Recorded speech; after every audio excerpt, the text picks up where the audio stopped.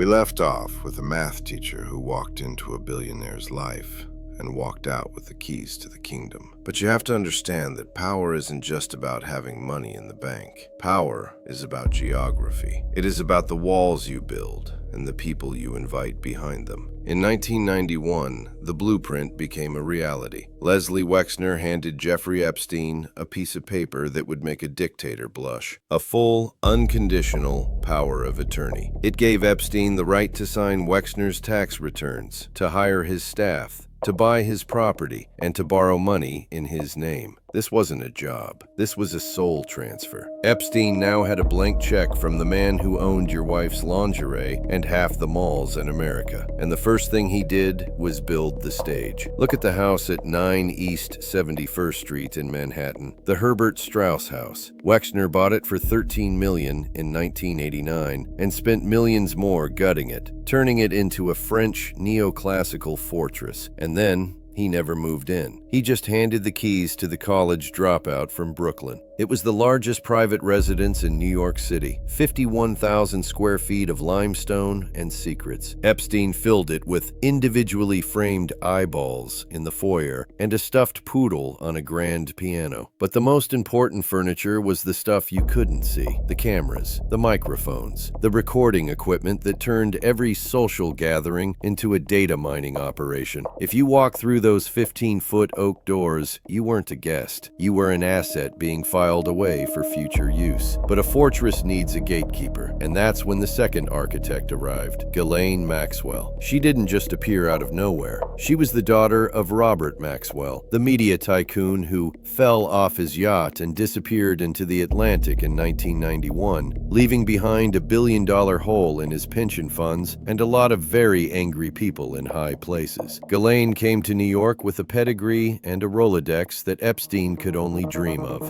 She was the lady of the house. She was the social fixer who knew how to speak the language of the British royals and the European elite. She didn't just recruit girls. She recruited the social legitimacy that Epstein needed to be more than just a shady money manager. Together, they began to curate a third culture. They didn't just want celebrities. They wanted the brains. They used a man named John Brockman and his Edge Foundation to buy the smartest scientists on the planet. Epstein started funding the dinners where the future of genetics, artificial intelligence, and physics was discussed over vintage wine. He was bankrolling the people who were redefining what it means to be human. Why? Because if you own the scientists, you own the future. And if you own the house where the politicians play, you own the present. He was no longer the math teacher. He was the sovereign of 71st Street. He had the money, he had the house, and he had the fixer. Now he just needed the targets, and he knew exactly where to find them. The next time we speak, we talk about the royal. We talk about how a girl from London became a bridge to a palace.